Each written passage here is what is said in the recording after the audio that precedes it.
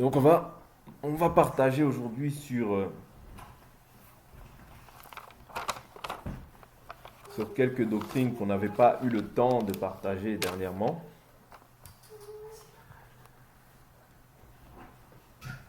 Jésus avait dit aux apôtres de se garder du levain des pharisiens et d'Hérode.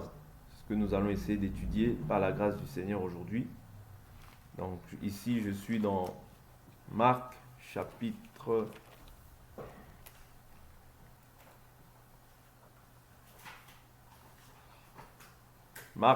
8, le verset 15.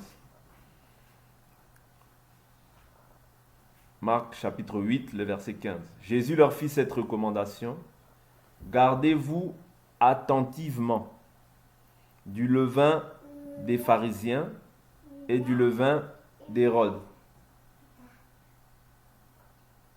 Amen. Donc Jésus fait cette recommandation. Qu'est-ce que le levain des pharisiens? Bien, qu'est-ce que le levain d'Hérode? La Bible nous dit au verset 16, les disciples raisonnaient entre eux parce qu'ils n'avaient pas de pain. Jésus s'en rendit compte et leur dit: pourquoi raisonnez-vous parce que vous n'avez pas de pain?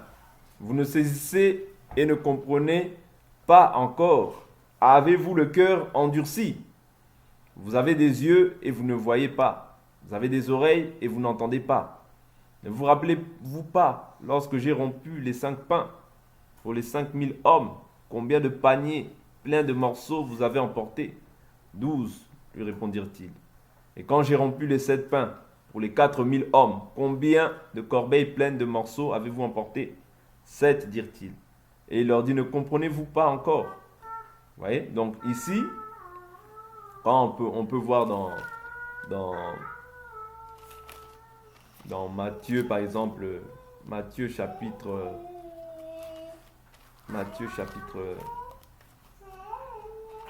16, on peut voir, il va dire qu'il parlait de l'enseignement. Vous voyez? Il parlait de l'enseignement d'Hérode.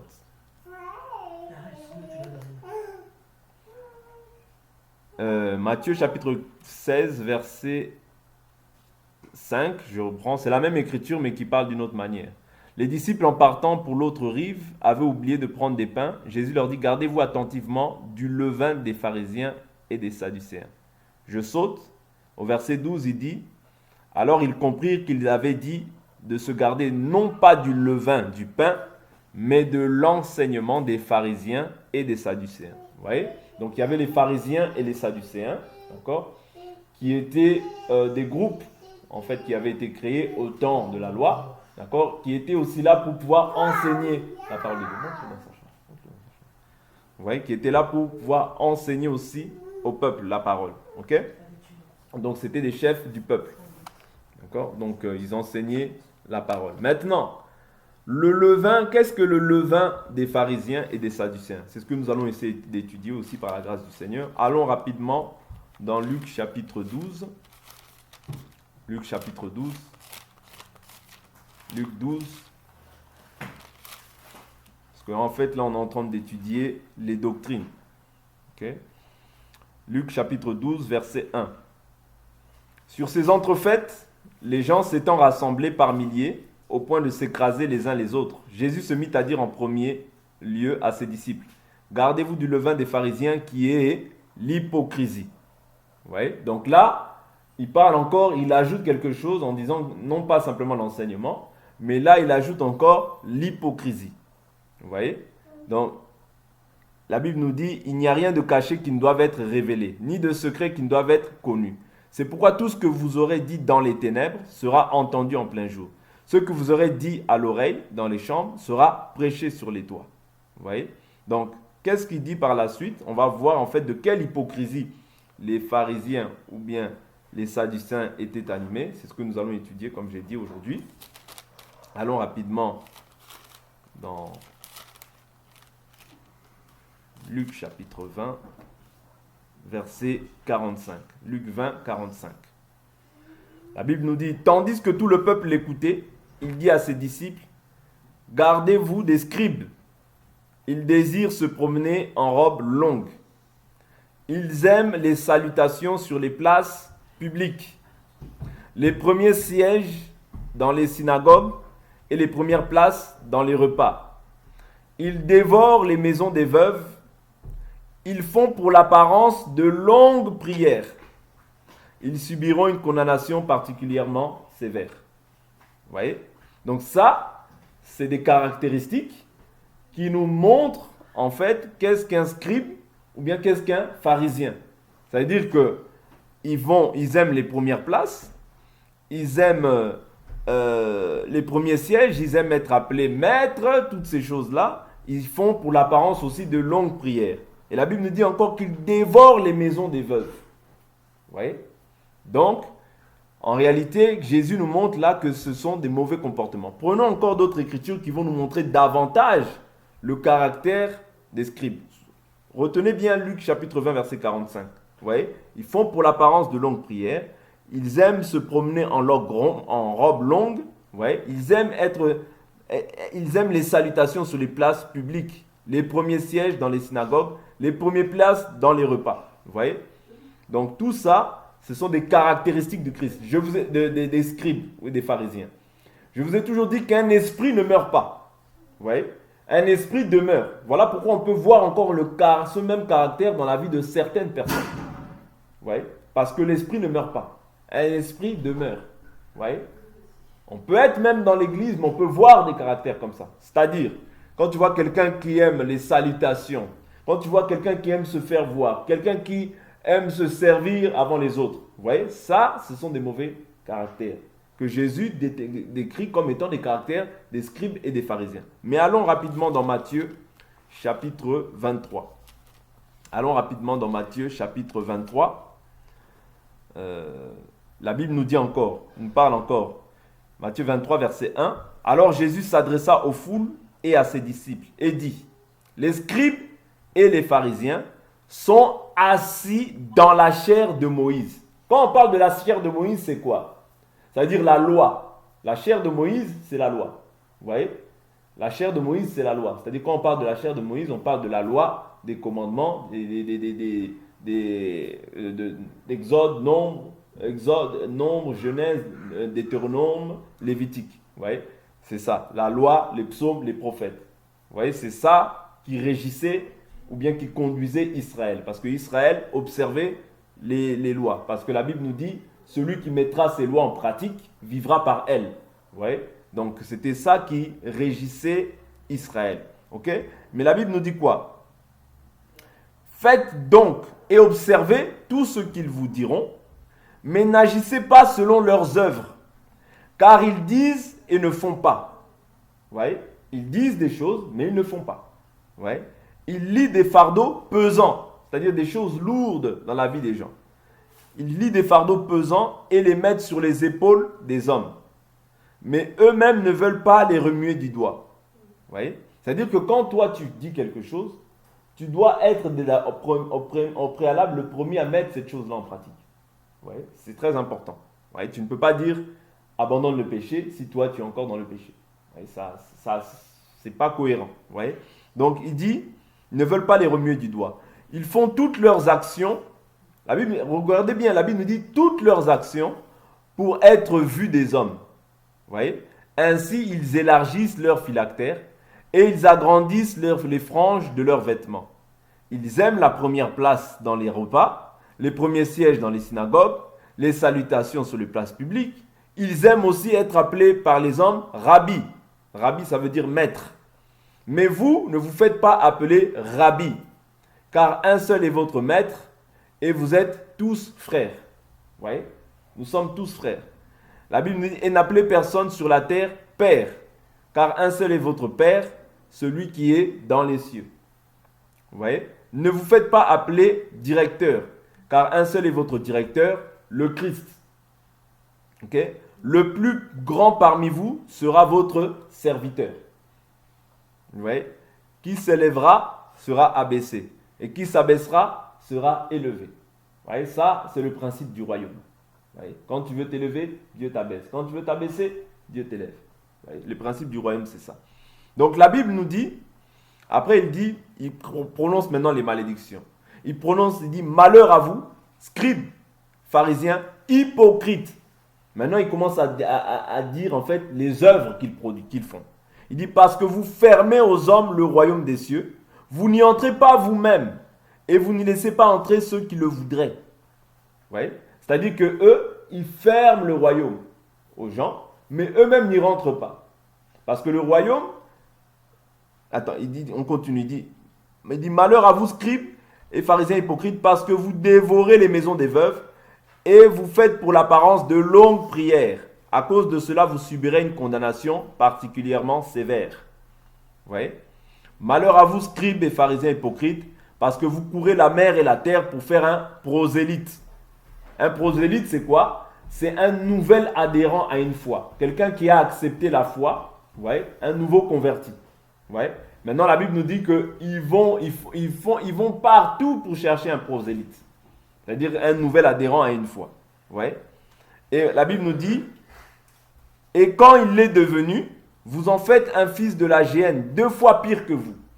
C'est-à-dire que eux, déjà, ils ont un mauvais comportement, mais comme la personne qui les suit est un disciple, c'est-à-dire au lieu de leur présenter ce que Moïse a présenté, mais eux, ils présentent des choses qui sont les traditions des hommes. Vous voyez? Qui sont des traditions des hommes et qui ne demeurent pas en fait sur la doctrine que Christ nous a enseignée. C'est très important. Voilà pourquoi il faut faire une distinction entre la doctrine des hommes et la doctrine de Dieu. Parce que beaucoup de gens viennent avec leur doctrine, pensant servir Dieu, mais ce sont des traditions des hommes. Nous allons voir aussi ces choses-là par la grâce du Seigneur. Malheur à vous, conducteurs aveugles, qui dites si quelqu'un jure par le temple, cela ne compte pas. Mais si quelqu'un jure par l'or du temple, il est engagé. Vous voyez? Insensé et aveugle, lequel est le plus grand? L'or ou le temple qui sanctifie l'or? Vous voyez? Il dit par la suite, si quelqu'un, dites-vous, encore jure par l'autel, cela ne compte pas. Mais si quelqu'un jure par l'offrande qui est sur l'autel, il est engagé. Aveugle, lequel est le plus grand? L'offrande ou l'autel qui sanctifie l'offrande? Vous voyez? Donc, en fait, là, il est en train de prononcer toutes les malédictions par rapport aux scribes. Pourquoi? Parce qu'ils mettent en réalité des jougs sur la vie du peuple, mais eux-mêmes ne pratiquent pas ces choses. Il dit quoi encore? Verset 23, il dit, malheur à vous, scribes et pharisiens, parce que vous payez la dîme de la menthe, de la nette et du cumin, et que vous laissez ce qu'il y a de plus important dans la loi, c'est-à-dire le droit, la miséricorde et la fidélité. Vous voyez? Il descend encore, je prends le verset 25, il dit, malheur à vous, scribes, pharisiens hypocrites, parce que vous purifiez le dehors de la coupe et du plat, alors qu'en dedans, ils sont pleins de rapine et d'intempérance. Pharisiens aveugles, purifie premièrement l'intérieur de la coupe et du plat, afin que l'extérieur aussi devienne pur. Vous voyez? Donc c'est ça. Ça, c'est un travail que les gens, c'est-à-dire aujourd'hui, il y a un gros travail que les gens, c'est-à-dire cet même esprit n'est pas mort. Les gens agissent encore de la sorte. C'est-à-dire il y a beaucoup de gens qui gardent l'apparence de la piété extérieure, mais intérieurement, en fait, ils sont pleins d'intempérance, pleins de méchanceté, remplis d'ossements de mort, remplis d'animosité. Et quand ils voient, par exemple, des gens qui sont habillés d'une certaine manière, ils les condamnent. Non, c'est pas comme ça. Vous voyez? C'est pas comme ça. Une personne doit apprendre, c'est-à-dire elle doit connaître d'abord l'amour de Dieu. Qu'est-ce que Dieu a fait pour cette personne? Qu'est-ce qu'elle est devenue avec Jésus? Vous voyez? Voilà pourquoi le Seigneur nous laisse venir comme nous sommes. Le Seigneur nous laisse venir avec nos fardeaux, avec tout ce que nous avions même fait dans le monde. Ce n'est pas un problème. Même si une personne vient ici, qu'elle est mal habillée, il ne faut pas la juger. Il faut la laisser telle qu'elle est. Vous voyez? Le Seigneur va transformer la personne petit à petit. Vous voyez? C'est ça. La transformation vient de Dieu. Tu peux dire tous les mots que tu veux. Mais si la personne n'est pas convaincue par Dieu, elle fera les choses pour plaire aux hommes, mais pas pour plaire à Dieu. Or, nous, dans la doctrine que nous prêchons, c'est Dieu qui doit, bien sûr, l'homme peut convaincre, parce que la Bible nous dit, convainc, reprend, exhorte. Vous voyez? Donc, avec une pleine autorité, car il arrivera un temps où les gens ne supporteront plus la saine doctrine. Ça aussi, c'est une réalité. Les gens aujourd'hui ne supportent plus la saine doctrine. Vous voyez? On doit toujours prêcher la vérité. Dire aux gens d'être habillés décemment avec pudeur et modestie. Ça ne va pas changer. Mais néanmoins, on ne peut pas condamner l'individu. Non. Parce que celui qui a la capacité de condamner, c'est seulement Dieu. Souvenez-vous, lorsque Balaam était en train de maudire, Balaam a dit, comment maudirais-je celui que Dieu n'a pas maudit? C'est-à-dire, si la condamnation t'atteint, ça veut dire que Dieu lui-même t'a maudit. Ouais. Quand Dieu te maudit, alors là, le diable maintenant peut t'atteindre. Mais tant que Dieu ne t'a pas maudit, personne ne peut te condamner. Ouais. La condamnation ne doit pas être de notre partage. Nous devons toujours aimer les gens. Même si la personne elle est sorcière, si elle vient au milieu de nous, on doit lui manifester de l'amour. Parce qu'elle quitte un camp, le camp du diable, pour venir dans le camp de Dieu. Même si elle demeure encore sorcière, elle doit rester là. Qu'elle reste là, Dieu, comme elle est là, il va se repentir. Ou comme il est là, il va se repentir à la fin. C'est ça le but. Parce que Dieu ne désire pas la mort du méchant, mais il désire que le méchant se repente et qu'il ait la vie. Vous comprenez? Donc si la personne est encore dans ses combats, dans ses luttes, nous on doit faire quoi? Prier pour elle. Et Dieu ne manquera pas de toucher cette personne. Mais en son temps. Ce n'est pas en notre temps. Parce que nous, des fois, on veut, c'est-à-dire l'homme veut voir du résultat quand lui il veut. Non, c'est Dieu qui fait son œuvre dans la vie de chaque homme. Ouais. Ça peut prendre du temps dans la vie de chacun. D'autres, ça peut aller vite. Gloire à Dieu. D'autres, ça peut prendre du temps. Mais néanmoins, Dieu fait un travail. La Bible nous dit, celui qui a commencé en vous une œuvre, la rendra parfaite. Ouais. Donc ne nous jugeons pas inutilement, mais ayons toujours la compassion et la miséricorde. Parce que c'est ça qui manquait aux pharisiens. Vous voyez? La Bible nous dit quoi? Vous laissez de côté le droit, la miséricorde, la fidélité. Vous voyez? Quand on manque de miséricorde, ce qui va se produire, c'est l'orgueil. C'est que tu vas croire que toi, tu es meilleur que les autres.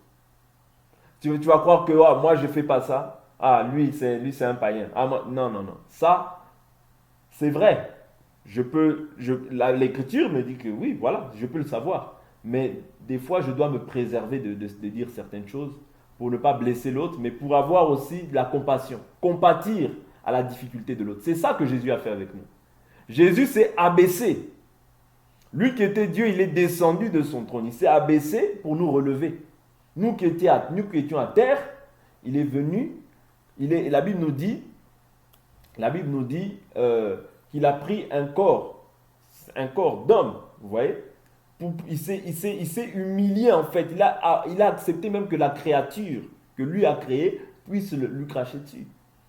Il a pris un corps semblable aux hommes, semblable au péché, vous voyez, afin de pouvoir nous relever.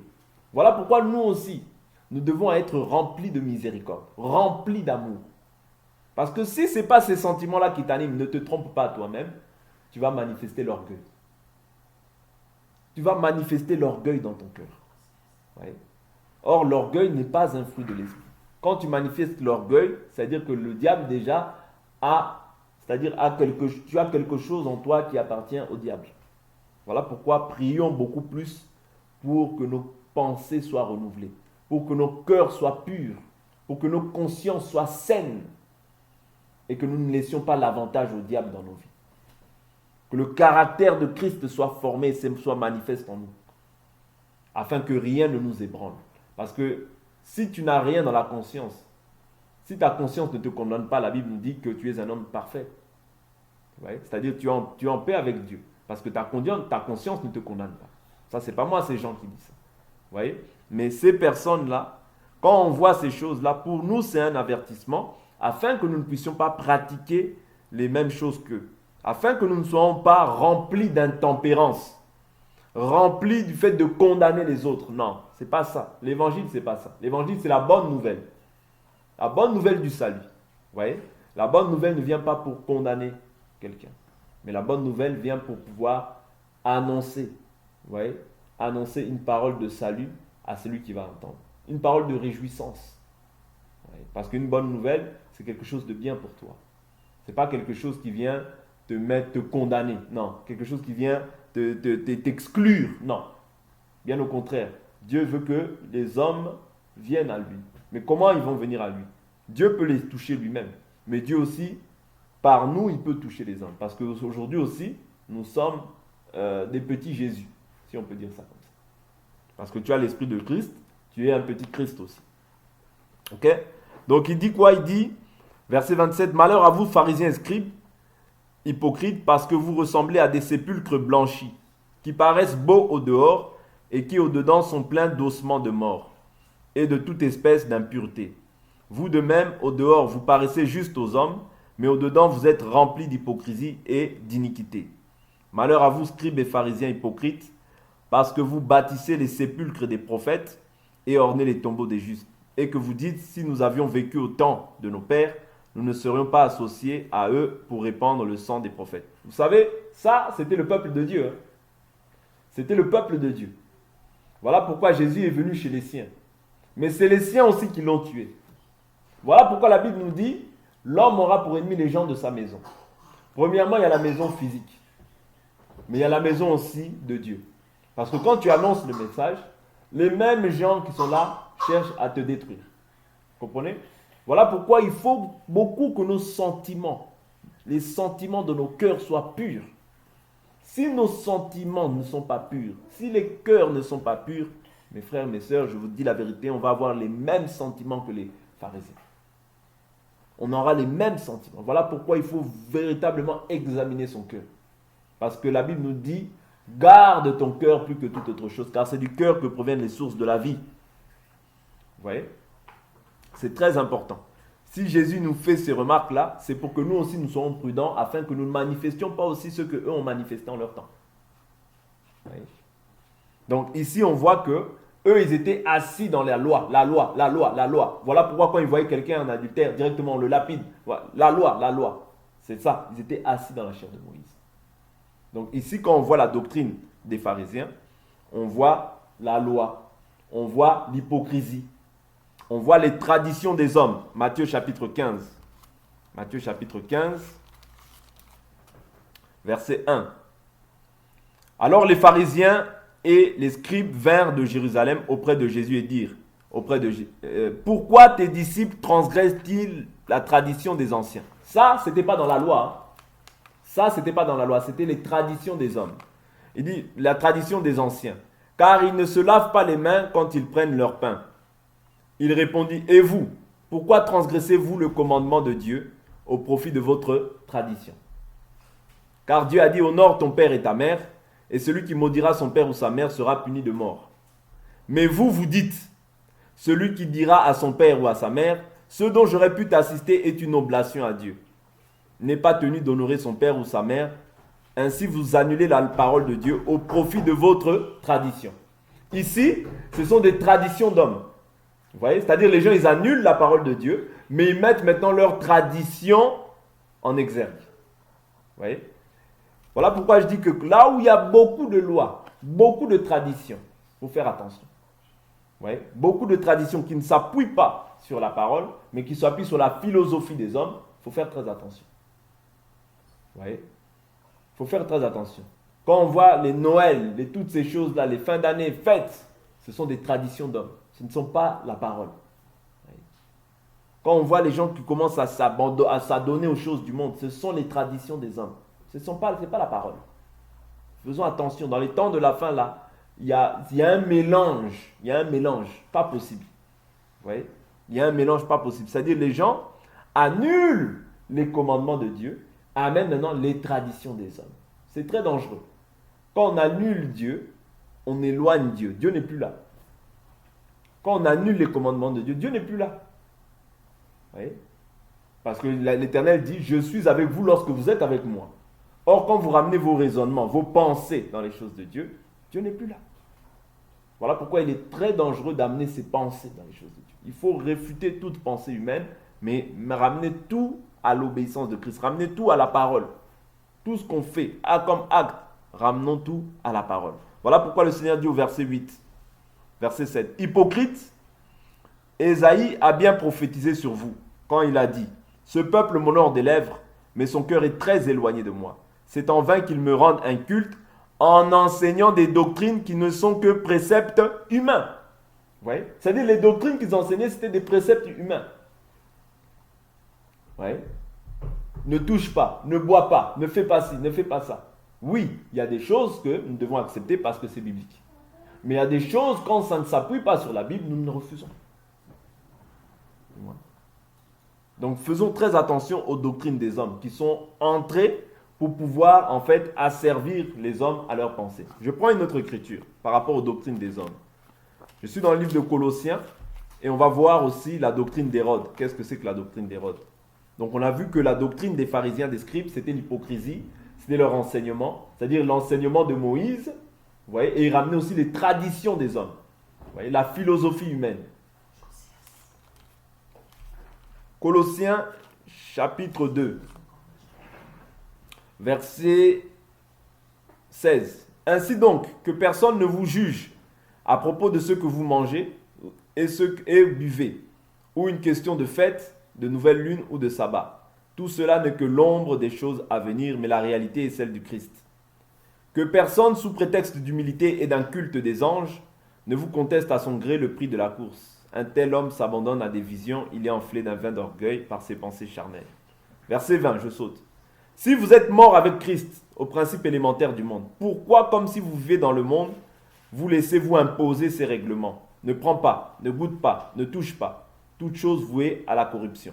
Pourquoi Paul ici mentionne ça?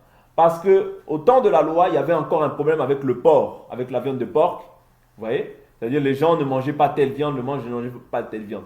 Mais maintenant, quand Jésus vient et dit, il déclare tous les aliments purs. Vous voyez? Mais les gens, dans leur conscience, vous voyez, ils avaient toujours le désir de se dire, bon non, on ne mange pas ça. Bon non, on ne fait pas ça. Ne fais pas tel ça. Donc, ils ramenaient les choses encore à la loi. Or, la grâce maintenant était venue. Or, quand on rentre dans la grâce, on ne peut plus être sous la loi. Quand tu rentres sous la loi, tu rentres sous un joug. Vous voyez? Parce que si tu pratiques une loi, tu dois pratiquer toutes les lois. Bien sûr, il y a des lois qui n'ont pas été abolies. Mais quand tu pratiques la loi, tu dois t'assurer de mettre toute la loi en pratique. Donc, c'était impossible. Voilà pourquoi les gens tombaient toujours dans le péché. Vous voyez? Allons rapidement voir la doctrine d'Hérode. Qu'est-ce que c'est que la doctrine d'Hérode? Rapidement. La doctrine d'Hérode, quand on parle d'Hérode, la doctrine d'Hérode, on parle de la politique. Vous voyez, parce que Hérode était roi. Okay? Donc on parle de la politique. Là, Jésus a dit, gardez-vous de la doctrine des scribes, des pharisiens et d'Hérode. Les pharisiens, c'est la loi. Or, la Bible nous dit dans Romains chapitre 10, verset 4, car Christ est la fin de la loi. Je prends cette écriture rapidement, Romains 10, 4. Christ est la fin de la loi en vue de la justice pour tout croyant, je crois. Romains 10, 4. Car Christ est la fin de la loi en vue de la justice pour tout croyant. Vous voyez? Christ est la fin de la loi. C'est-à-dire quand tu rentres en Christ, pour toi tu ne vis plus sous la loi mais sous la grâce. La grâce ce n'est pas ton effort mais c'est l'effort de Dieu. C'est-à-dire Dieu vient vers toi et il t'accorde sa grâce. Dieu t'attire à lui. C'est ça la grâce. Vous voyez? Ce n'est pas l'effort de l'homme. Maintenant, la doctrine d'Hérode c'est la politique. Ok? Donc nous, en tant que des enfants de Dieu, nous devons nous garder de la politique. Pourquoi? Parce qu'un enfant de Dieu ne peut pas faire la politique. Je vais prendre l'écriture. Jésus dit, rendez à César ce qui est à César et à Dieu ce qui est à Dieu. Or, quelqu'un qui fait de la politique, quand on parle de la politique ici, on va parler de la politique vraiment active, hein, la vraie politique. La Bible nous dit, dans Luc chapitre 4, là quand il parle des rois de la terre, il dit Luc chapitre 4, le verset 5. Le diable l'emmena plus haut, lui montrant en un instant tous les royaumes du monde. Et lui dit, je te donnerai tout ce pouvoir et la gloire de ces royaumes, car elle m'a été remise et je la donne à qui je veux. Si donc tu te prosternes devant moi, elle sera toute à toi. Donc on comprend ici que les rois de ce monde, vous voyez, quand on parle de Hérode, c'était des rois de ce monde, vous voyez, mais pour pouvoir obtenir le pouvoir, se prosterne. Bon, au temps de la loi, ce n'était pas le cas. Pourquoi? Parce que Israël vivait sous la théocratie. La théocratie, c'est le règne de Dieu. Ça veut dire Dieu permettait, Dieu, comme c'était son peuple, Dieu siégeait au temple. Vous voyez? Mais aujourd'hui, Dieu ne siège pas sur les nations qui sont sous le soleil. Non, Dieu ne siège pas. Voilà pourquoi dans le livre de Actes des Apôtres, chapitre 2,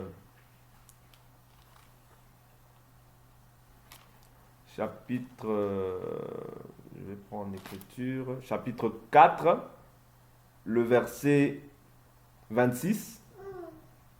L'écriture dit, les rois de la terre se sont dressés et les chefs se sont ligués contre le Seigneur et contre son oint. Car en vérité, contre ton saint serviteur, Jésus, que tu as donné, à qui tu as donné l'onction.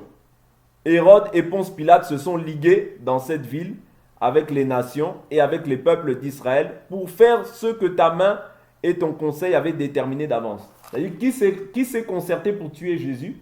Hérode, Ponce Pilate et les nations. Vous voyez, se sont réunis pour pouvoir tuer en fait Jésus. Donc, dans la politique, il y a le sens du meurtre, il y a le sens du crime. Qu'on le veuille ou pas, qu'on voie ou non, il y a ce sens-là. Pourquoi? Parce que la politique, la Bible nous dit, rendez à César ce qui est à César et à Dieu ce qui est à Dieu. Vous voyez? C'est-à-dire, à Dieu, on rend le culte, l'adoration. Vous voyez? À César, on rend les impôts au jour d'aujourd'hui. Mais quand on parle de César, on parle du monde, de la politique, de toutes ces choses-là. Or, nous ne pouvons pas faire la politique en tant que des enfants de Dieu. Parce que le monde entier est au pouvoir du malin.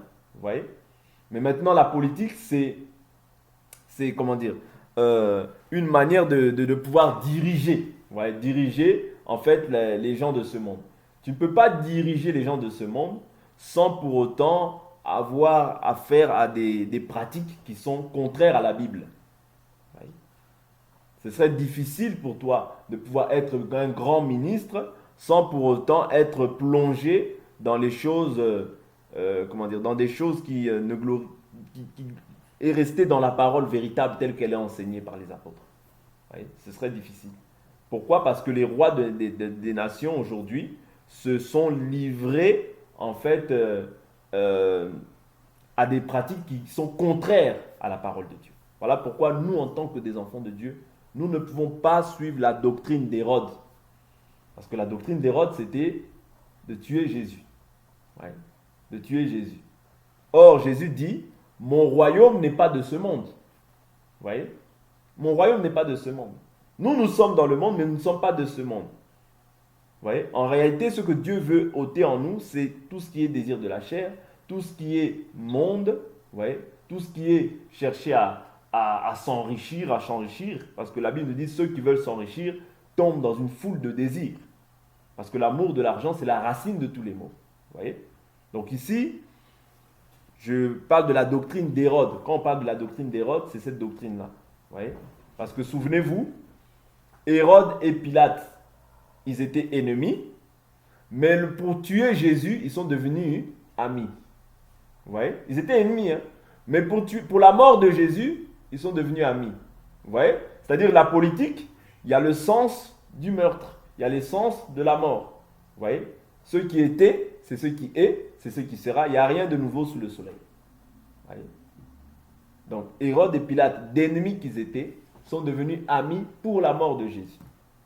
Donc, j'aurais du mal à croire que quelqu'un aspire à des grandes aspirations politiques et que cette personne-là ne touche pas à des pratiques, ne soit pas dans des pratiques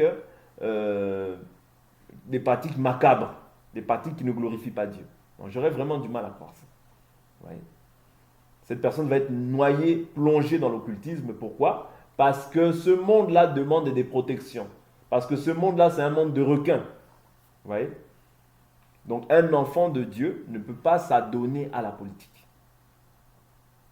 Donc, moi, c'est ce que je voulais partager avec vous aujourd'hui par rapport aux doctrines.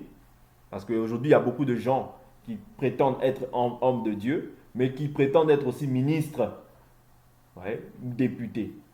Vous voyez, ils ramènent toujours les choses à Joseph. Ils vont dire, non, Joseph aussi en son temps. Joseph aussi en son temps. Non, Joseph, on lui a demandé une tâche à exécuter, d'accord, pour pouvoir faire en sorte que l'Égypte ne puisse pas sombrer dans la famine. Vous voyez? Ce n'était pas de la politique pleinement. Non, ce n'était pas pleinement de la politique. Vous voyez? Mais c'était vraiment une tâche à exécuter parce que Pharaon lui a dit qu'il n'y a personne qui soit aussi sage que toi. Vous voyez? Pour pouvoir exécuter cette tâche. Et Joseph, la Bible nous dit, tu as l'esprit de Dieu en toi. Vous voyez? Il avait l'esprit supérieur. Donc c'est différent. au jour d'aujourd'hui, un enfant de Dieu, s'il veut se livrer à la politique, il serait difficile qu'il ne puisse pas toucher à des fétiches ou à aller dans des choses qui ne glorifient pas Dieu. Donc on va s'arrêter là pour aujourd'hui.